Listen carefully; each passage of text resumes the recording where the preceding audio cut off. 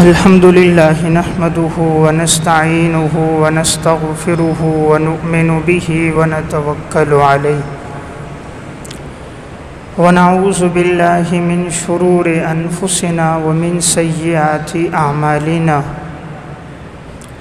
من يهده الله فلا مضل له ومن يضلله فلا هادي له وأشهد أن لا إله إلا الله وحده لا شريك له وأشهد أن محمدًا عبده ورسوله أما بعد فأعوذ بالله من الشيطان الرجيم بسم الله الرحمن الرحيم يا أيها الذين آمنوا ادخلوا في السلم كافة ولا تتبعوا خطوات الشيطان إنه لكم عدو مبين يا أيها الذين آمنوا لا تأكلوا أموالكم بينكم بالباطل إلا أن تكون تجارة عن تراض منكم ولا تقتلوا أنفسكم إن الله كان بكم رحيما وقال النبي صلى الله عليه وسلم الحلال بين والحرام بين وما بينهما مشتبهات فمن اتقى الشبهات فقد استبرأ لدينه وعرضه ومن وقع في الشبهات وقع في الحرام وقال النبي صلى الله عليه وسلم لا يؤمن أحدكم حتى يحب لأخيه ما يحب لنفسه صدق اللہ العظیم۔ میرے انتہائی واجب الاحترام قابل صد احترام بھائیوں، دوستوں اور بزرگوں، میں نے آپ کے سامنے قرآن کریم کی 2 آیات اور نبی اکرم صلی اللہ علیہ وسلم کے ارشادات میں سے 2 حدیثیں پڑھی۔ قرآن کریم کی جو آیت میں نے آپ کے سامنے تلاوت کی، اس میں اللہ رب العزت ارشاد فرماتے ہیں یا ایھا الذین آمنوا ادخلوا فی السلم کافۃ، اے ایمان والو تم اسلام میں داخل ہو جاؤ پورے پورے، ولا تتبعوا خطوات الشیطان، اور تم شیطان کے نقش قدم پر مت چلو، انہ لکم عدو مبین، یقیناً شیطان تمہارا واضح دشمن ہے۔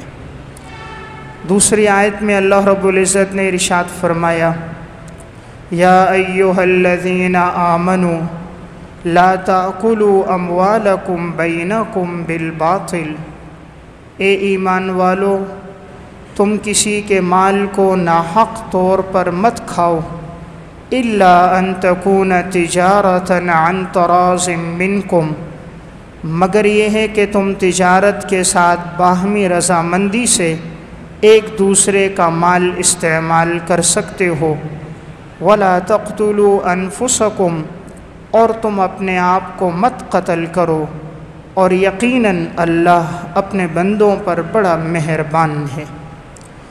حدیث میں رسول اللہ صلی اللہ علیہ وسلم نے ارشاد فرمایا الحلال بین والحرام بین، حلال بھی واضح ہے اور حرام بھی واضح ہے، وما بینہما مشتبہات، اور ان حلال اور حرام کے درمیان بہت سی چیزیں مشتبہ ہیں جنہیں اکثر لوگ نہیں جانتے، فمن اتقى الشبہات فقد استبرأ لدینہ وعرضہ، جو شخص شبہات سے بچے گا وہ اپنی عزت کو بھی محفوظ کرے گا اور اپنے دین کو بھی محفوظ کرے گا، ومن وقع فی الشبہات وقع فی الحرام، جو شبہات میں پڑے گا تو ایک وقت آئے گا کہ وہ حرام میں بھی پڑ جائے گا۔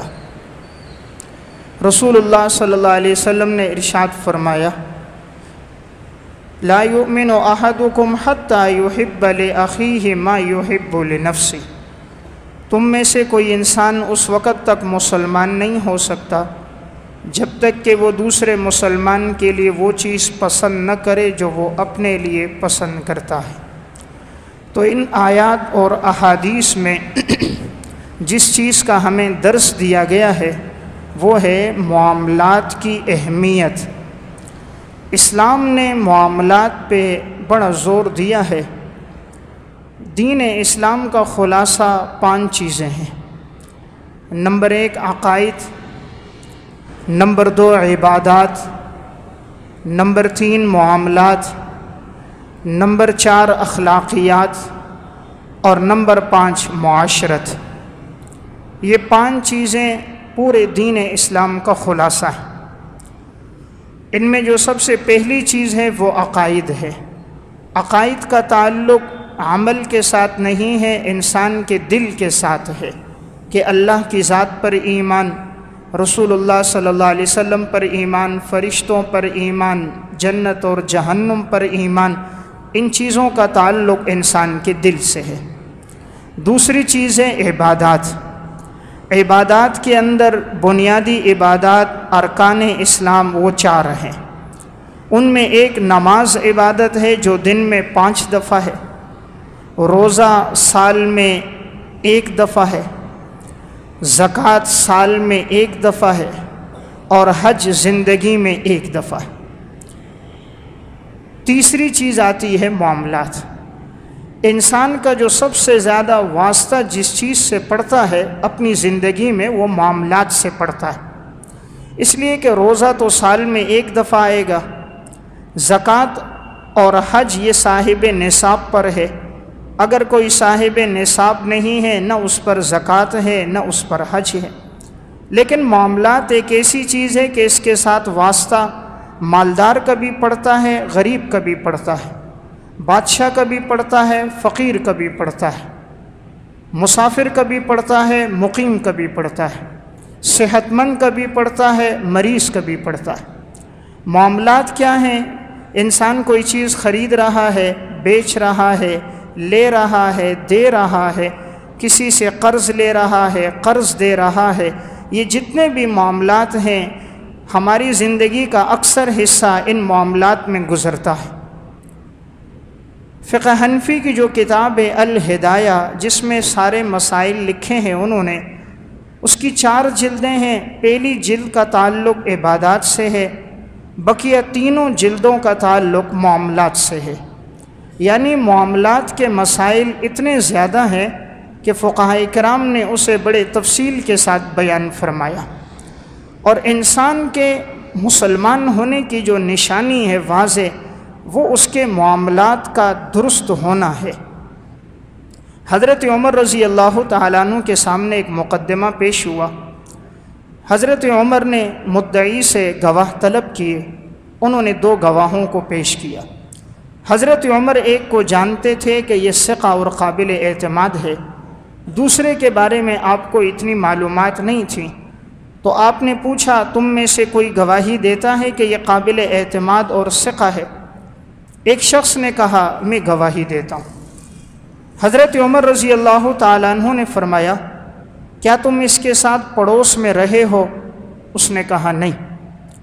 حضرت عمر نے فرمایا کیا تم نے اس کے ساتھ کوئی معاملہ کیا ہے؟ اس نے کہا نہیں۔ حضرت عمر نے فرمایا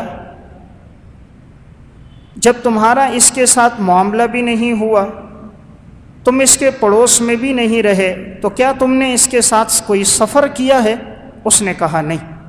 حضرت عمر نے کہا پھر لگتا ہے تم نے اس کو کبھی مسجد سے نماز پڑھتے ہوئے نکلتے ہوئے دیکھا ہوگا۔ فرمایا ہاں ایسی ہی بات ہے۔ فرمایا اس کی وجہ سے کوئی قابل اعتماد اور ثقہ نہیں بنتا۔ قابل اعتماد اور ثقہ تب بنے گا، تم دوسرے کے بارے میں تب گواہی دو گے جب تم نے اس کے ساتھ پڑوس میں وقت گزارا ہو، نمبر 2 سفر کیا ہو، نمبر 3 معاملات کیے ہوں۔ تو گویا ان 3 چیزوں سے پتہ چلتا ہے کہ انسان کس قسم کا ہے اور آیا وہ دین کے اندر قابل اعتماد ثقہ ہے یا نہیں ہے۔ شریعت اسلامیہ کو دیکھا جائے تو اس کی دو قسمیں، نمبر ایک حقوق اللہ، نمبر دو حقوق العباد۔ اللہ تبارک و تعالیٰ کے حقوق مقدم ہیں عظمت کی وجہ سے، اور بندوں کے جو حقوق ہیں وہ ہیں ضرورت اور حاجت کی وجہ سے۔ اب حقوق العباد جو مقدم ہوتے ہیں حقوق اللہ پر، کہ بندے کا حق اللہ کے حق پر جو غالب ہوتا ہے وہ ضرورت کی وجہ سے، ورنہ عظمت اور مقام اور مرتبہ اللہ رب العزت کی ذات کا ہے، لیکن انسان بندہ اور محتاج ہے، ضرورت مند ہے، اللہ ضرورت مند اور محتاج نہیں ہے، اس وجہ سے حقوق العباد مقدم ہوتے ہیں۔ ضابطہ اور اصول یہ ہوتا ہے جہاں عظمت اور حاجت جمع ہو جائیں وہاں حاجت کا مقام بلند ہوتا ہے۔ اس کی مثال ایسی ہے کہ اگر آپ سے آپ کا کوئی والد، شیخ، استاد پانی مانگ رہا ہے اور قریب میں ایک مریض ہے جسے خدمت کی ضرورت ہے، وہ مرض الموت میں ہے اور وہ پکار رہا ہے آؤ مجھے آپ کی حاجت ہے، تو ایک طرف استاد خدمت کے لیے بلا رہا ہے اور ایک طرف ایک مریض جو انسان مرض الموت میں ہے وہ پکار رہا ہے۔ استاد کا تقاضا عظمت کا ہے، مریض کا تقاضا ضرورت کا ہے، تو فقہا نے لکھا کہ یہ مریض کے پاس جائے اس لیے کہ اسے حاجت اور ضرورت ہے، اور جب حاجت اور عظمت جمع ہو جائیں تو حاجت کا مقام زیادہ ہوتا ہے۔ اسے ایک دوسری مثال سے سمجھیں۔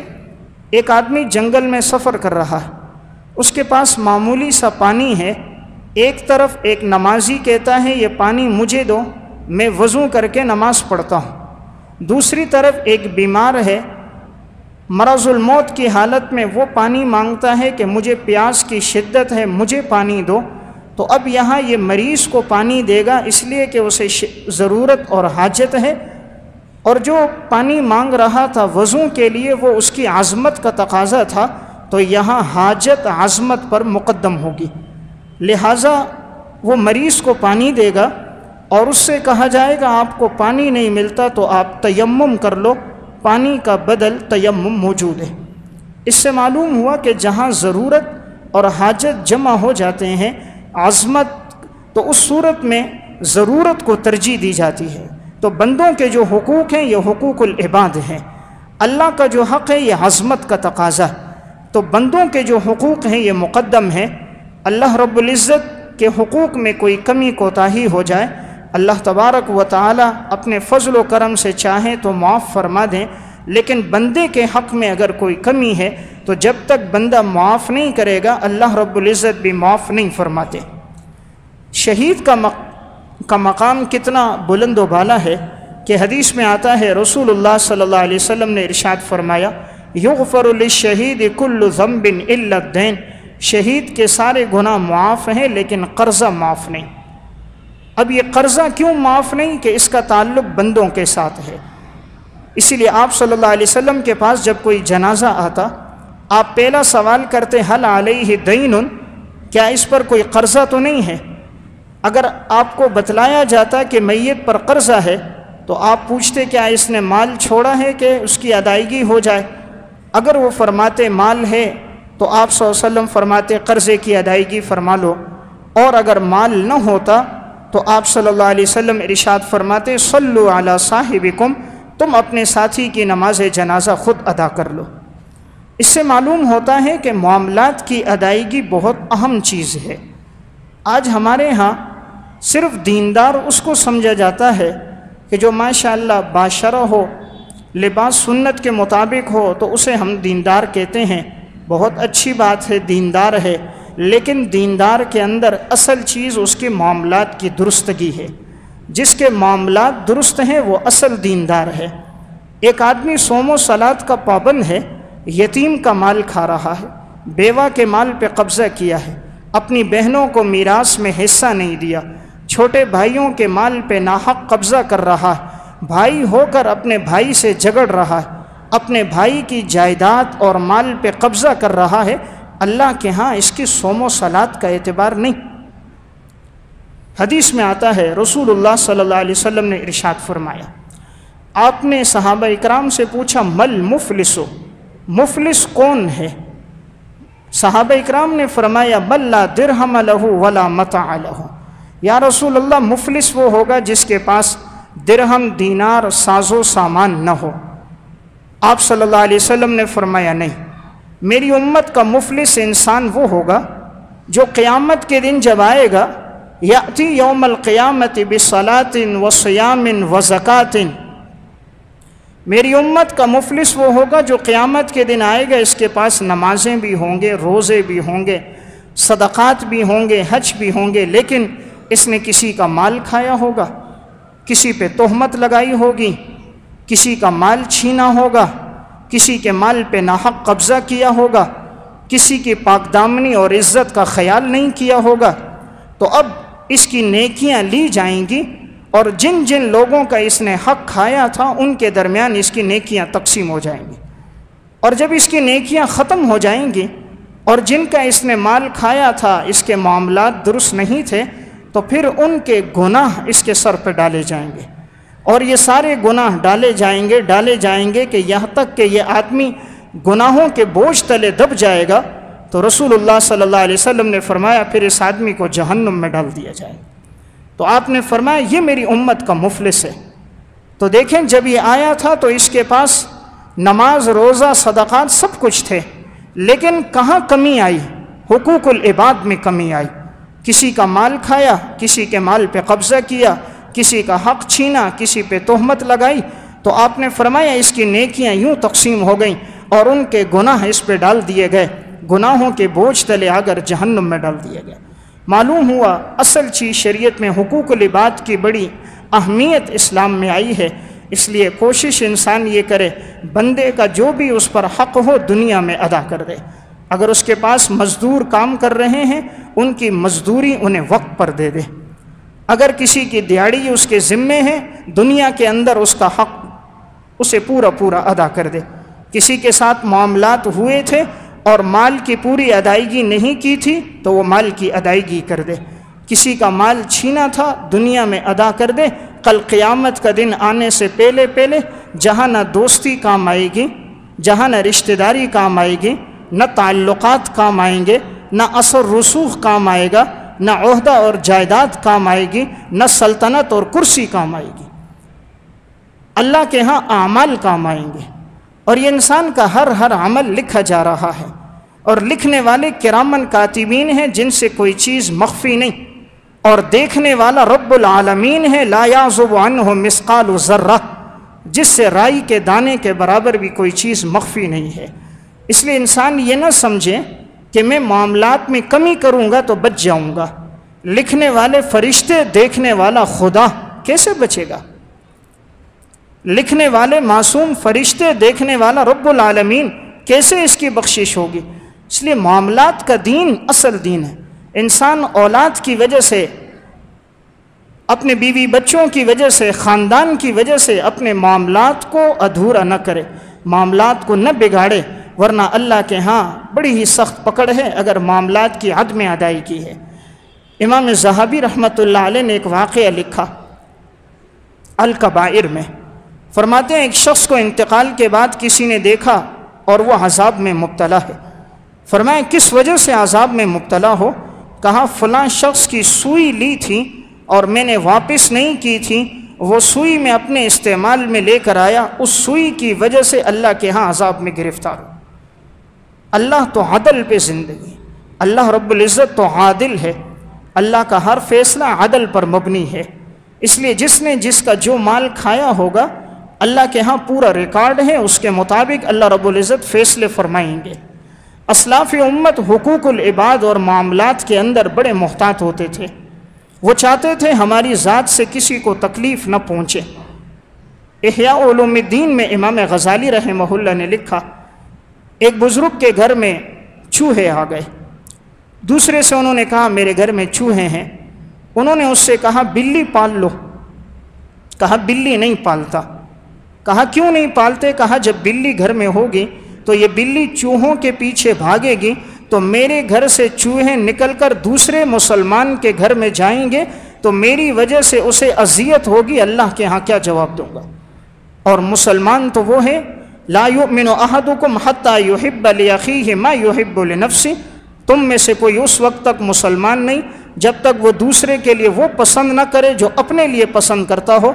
جب میں اپنے لیے نہیں پسند کرتا کہ میرے گھر میں چوہے ہوں تو دوسرا مسلمان بھی اس کو پسند نہیں کرتا۔ حضرات اسلاف نے بڑی احتیاط پر زندگی گزاری، انہوں نے معاملات کو بالکل ٹھیک رکھا۔ عبداللہ ابن مبارک رحمۃ اللہ علیہ متوفہ 181 ہجری، تاریخ بغداد میں ان کا واقعہ ہے۔ مروہ شہر کے اندر انہوں نے ایک آدمی سے لکڑی کا قلم لے لیا، حدیث لکھ رہے تھے، لکڑی کا قلم تھا، حدیثیں انہوں نے لکھی، واپس دینا بھول گئے۔ مروہ سے سفر کر کے بغداد پہنچے، کہاں مروہ کہاں بغداد۔ پہنچنے کے بعد جب اپنے سامان کو کھولا تو دیکھا لکڑی کا وہ قلم اس میں موجود ہے۔ کہا یہ تو میں نے فلاں شخص سے لیا تھا، اگر واپسی نہیں کی اللہ کے ہاں سوال ہو گیا فلاں کا قلم تھا تو کیا جواب دوں گا۔ دوبارہ عبداللہ بن مبارک نے بغداد سے پھر سفر کیا، مروہ پہنچے اور اس شخص کو تلاش کرتے رہے، تلاش کرتے کرتے جب مل گیا تو وہ لکڑی کا قلم اس کو واپس کر دیا۔ اتنی احتیاط پر ان محدثین کرام نے زندگی گزاری تھی، تب اللہ رب العزت نے انہیں ایک مقام اور مرتبہ عطا فرمایا تھا۔ امام بخاری رحمۃ اللہ علیہ جو امیر المومنین فی الحدیث کہلاتے ہیں، ان کا واقعہ حافظ ابن حجر عسقلانی نے ہدی الساری فی مقدمۃ فتح الباری میں نقل کیا۔ جب ان کو والد کی میراث میں بہت سا مال ملا تو اب انہوں نے اس میں سے کچھ مال فروخت کرنے کا ارادہ کیا، تو انہوں نے فرمایا میں یہ سامان بیچنا چاہ رہا ہوں جو انہیں والد کی میراث میں ملا تھا۔ ان کے والد اسماعیل اتنے نیک صالح انسان تھے کہ اس کے بارے میں ہے کہ وہ فرماتے تھے میرے مال میں شبے کا ایک درہم بھی نہیں ہے۔ امام بخاری کے والد کہتے تھے کہ میرے مال میں شبے کا ایک درہم بھی نہیں ہے، اگر اللہ کے ہاں سوال ہو تو میں جواب دوں گا، ایک درہم حرام کا نہیں، فرماتے تھے شبے کا بھی ایک درہم نہیں ہے۔ تب اللہ نے اولاد کو امیر المومنین فی الحدیث بنایا۔ ویسے اللہ کسی کو امام بخاری نہیں بناتا، اللہ کا قانون اندھا نہیں ہے۔ گھر کے اندر تو مال حرام، سود، رشوت کا ہو اور بیٹا جنید بغدادی اور بایزید بستامی بن جائے، بیٹا امام بخاری اور مسلم اور ابو حنیفہ بن جائے، ضابطہ اللہ کے ہاں عدل پر چلتا ہے۔ تو امام بخاری کے والد نے اتنے عدل پر، اتنی احتیاط پہ زندگی گزاری تھی، اللہ نے پھر بیٹا امام بخاری عطا فرمایا تھا۔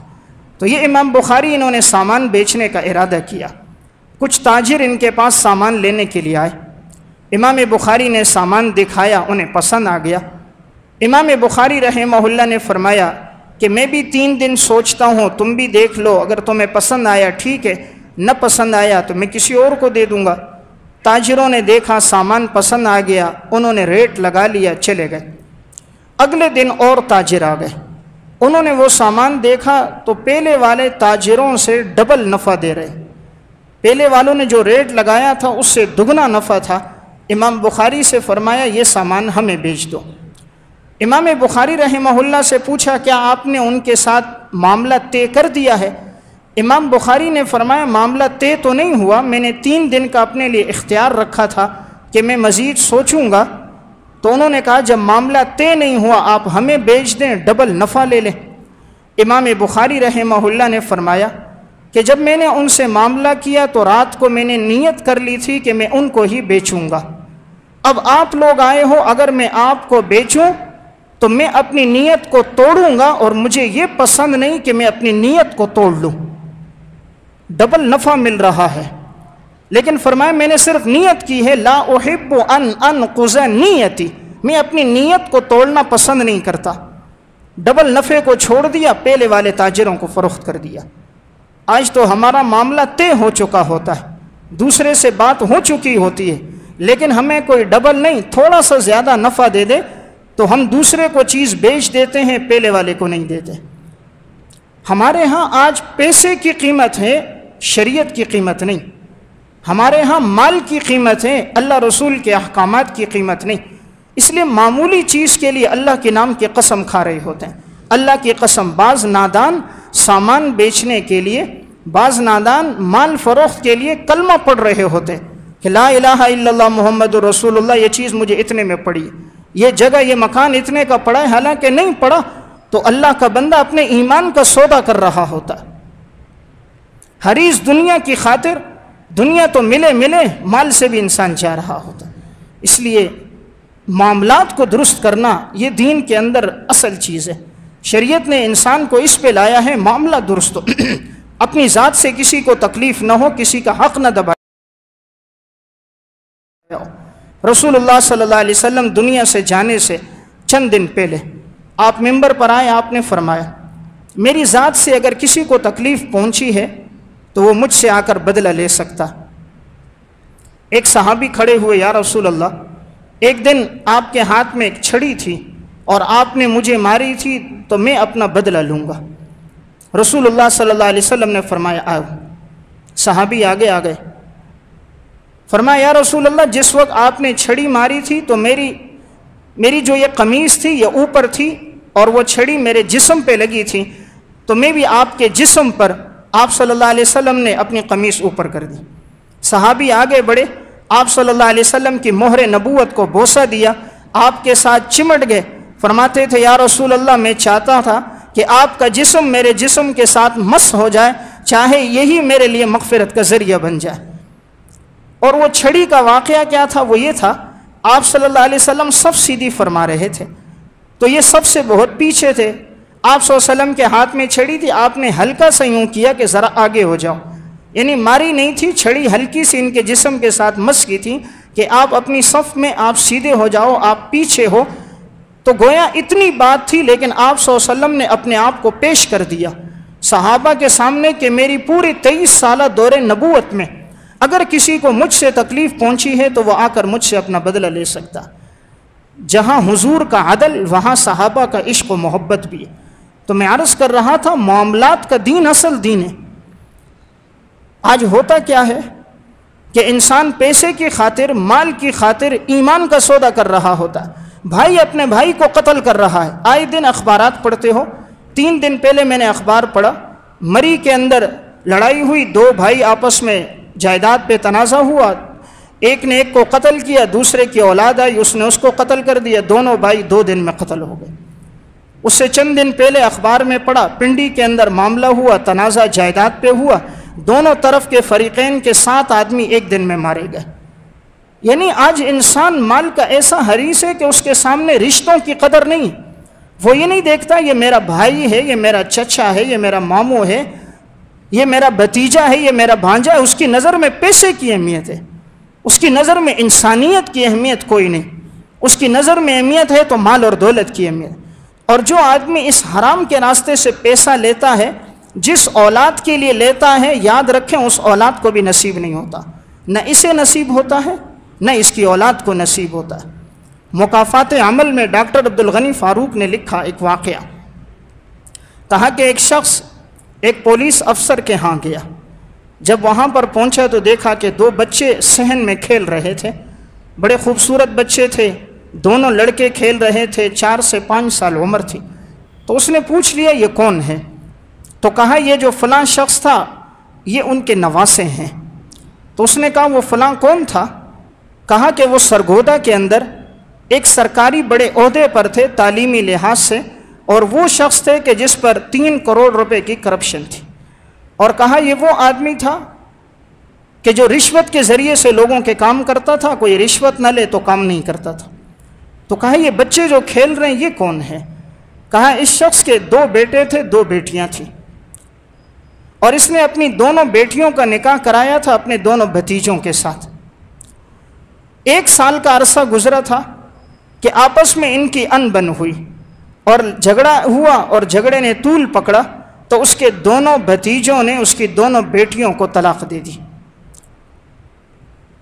کرپشن سے جو مال حرام اور رشوت کے راستے سے لیا تھا، جو بڑا بیٹا جس کے لیے بڑی امیدیں تھیں، اسے اعلیٰ تعلیم دلاؤں گا، جب اس کے لیے سارے کاغذات بنوا دیے، باہر بھیجنے کا وقت ہوا، ایکسیڈنٹ ہوا، اس کا انتقال ہو گیا. اور جو دوسرا بیٹا تھا اس کے گھر میں انہوں نے اپنے اسی بھائی کی بیٹی اپنے بیٹے کے نکاح میں، تو اب جب اس نے دیکھا میری دونوں بیٹیوں کو میرے بھتیجوں نے طلاق دیے تو اپنے بیٹے سے کہا کہ تم بھی اس کی بیٹی کو طلاق دے دو. اس نے بھی طلاق دے دی. تو دونوں بیٹیاں بھی گھر آ گئیں، جوان بیٹا بھی حادثے میں چلا گیا، اور دوسرے بیٹے کی بیوی کو بھی طلاق ہو گئی. اور بیوی کا انتقال اس سے پہلے ہو گیا، خسرت دنیا والآخرہ، دنیا بھی تباہ آخرت بھی تباہ۔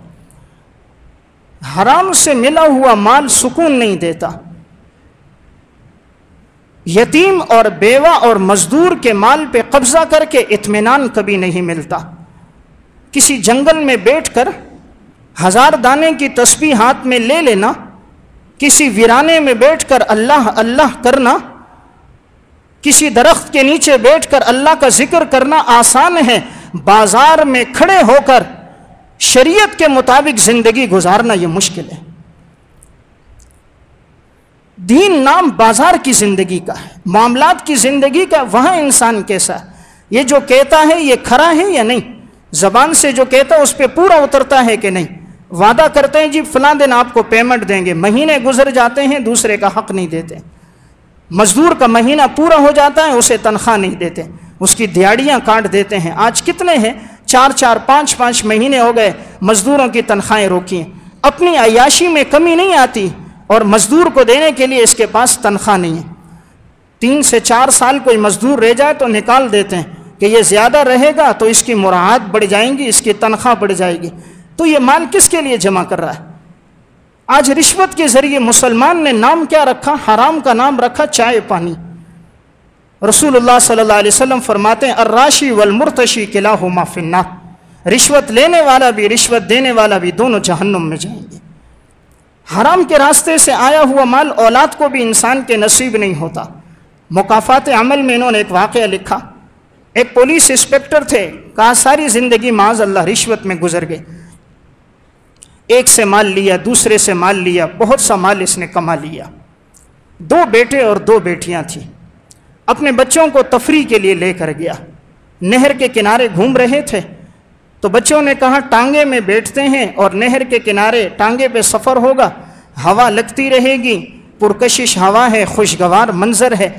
تو انہوں نے ایک ٹانگے والے کو بلایا، اپنے دونوں بیٹوں کو بیٹیوں کو ٹانگے پر بٹھایا، نہر کے کنارے کنارے ٹانگا چل رہا ہے، یہ پیچھے سے کھڑے ہیں سیلفیاں بنا رہے۔ اچانک چلتے چلتے وہ گھوڑا جو تھا ٹانگے کا وہ بدک گیا اور بدک کر نہر میں اس نے چھلانگ لگا لی، دونوں بیٹے بھی مر گئے، دونوں بیٹیاں بھی مر گئی۔ تھوڑا ہی عرصہ گزرا تھا، بیوی صدمہ برداشت نہ کر سکی، نفسیاتی مریض بن گئی اور اسے نفسیاتی اسپتال میں داخل کر دیا گیا، اور یہ باپ بھی گویا زندہ نظر آتا تھا لیکن اندر سے بالکل ادھورا ہو چکا تھا۔ جس اولاد کے لیے حرام جمع کیا وہ اولاد بھی نصیب نہ ہوئی، مال یہیں کا یہیں رہ گیا۔ اللہ کی نافرمانی کر کے کوئی کبھی سکون نہیں پا سکتا، شریعت کے احکامات کو توڑ کر انسان اطمینان نہیں پا سکتا۔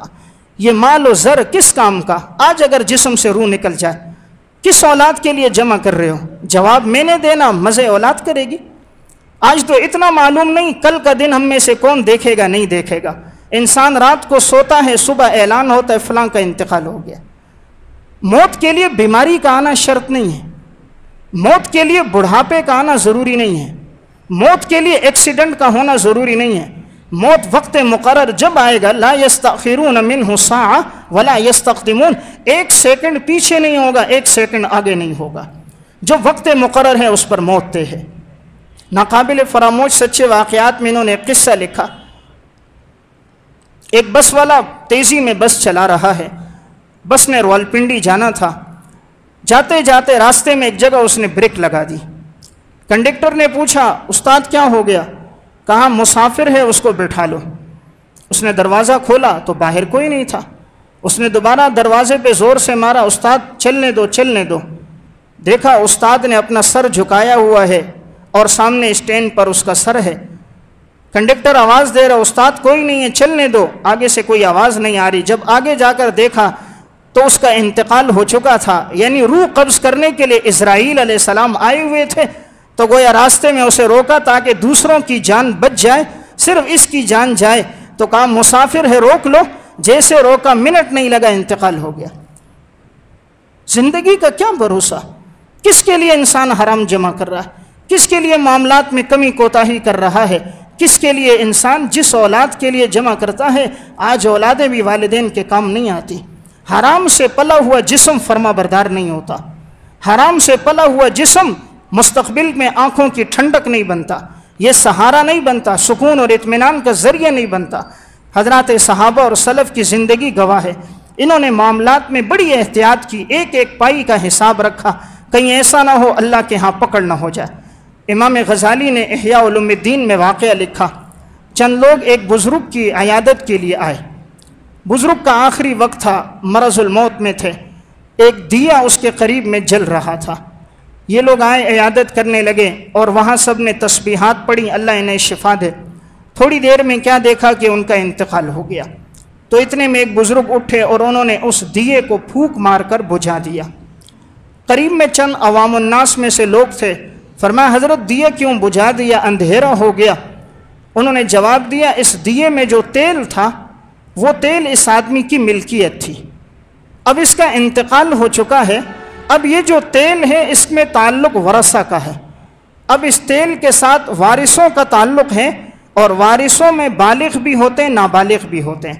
نابالغ اگر اجازت دے تب بھی وہ اجازت معتبر نہیں ہے، اگر ہم اس دیے کی روشنی سے فائدہ لیں گے اور یہ ورثہ کا حق ہے، ہمارا فائدہ لینا اس سے ناجائز اور حرام ہے۔ اتنی احتیاط کے ساتھ یہ اسلاف امت زندگی گزار کے گئے۔ آج ہوتا کیا ہے، آج سے چند سال پہلے ہی ایک جگہ میں نے بیان کیا، تو بیان کے بعد ایک شخص ملا، عنوان میرا یہی تھا اسلام میں معاملات کی اہمیت۔ اس کے بعد ایک ملا تو وہ مجھے کہنے لگا مولانا صاحب اللہ میرے بھائی کو جہنم کے 7 طبقات میں جلائے۔ میں نے کہا آپ کا بھائی ہے معاف کر دو، اس نے کہا نہیں، اللہ اس کو جہنم میں جتنے طبقات ہیں اللہ سب میں جلائے۔ پوچھا کیوں؟ اس نے کہا زندگی بھر میں کماتا رہا، اپنے بھائی کے ساتھ رہتا تھا، جو کماتا بھائی کو دیتا، جو کماتا بھائی کو دیتا، مشترکہ گھر تھا، تو ہماری زندگی کا سفر گزر رہا تھا، تو بھائی ان پیسوں سے ایک پلاٹ خریدا، دوسرا خریدا، تیسرا خریدا، اچھے خاصے مکانات ہو گئے۔ اب جب میرے بچوں کی شادی ہو گئی، میں اپنا حق مانگتا ہوں کہ مجھے میرا حق دے دو اور مجھے میرا حصہ دے دو، تو بھائی نے اپنی اولاد میں تقسیم کر دیا اور مجھے گھر سے نکال دیا کہ تیرا کوئی حصہ نہیں ہے۔ تو آج یہ بھائی اپنے بھائی کے لیے کہہ رہا ہے خدا اس کو جلا دے۔ تو وہ دولت کس کام آئی کہ جس کے اندر انسان نے اپنے خونی رشتے کو توڑ دیا؟ وہ دولت کس کام آئی جو اس کے لیے جہنم کا انگارہ بن گئی؟ اس لیے معاملات بڑے اہم چیزیں۔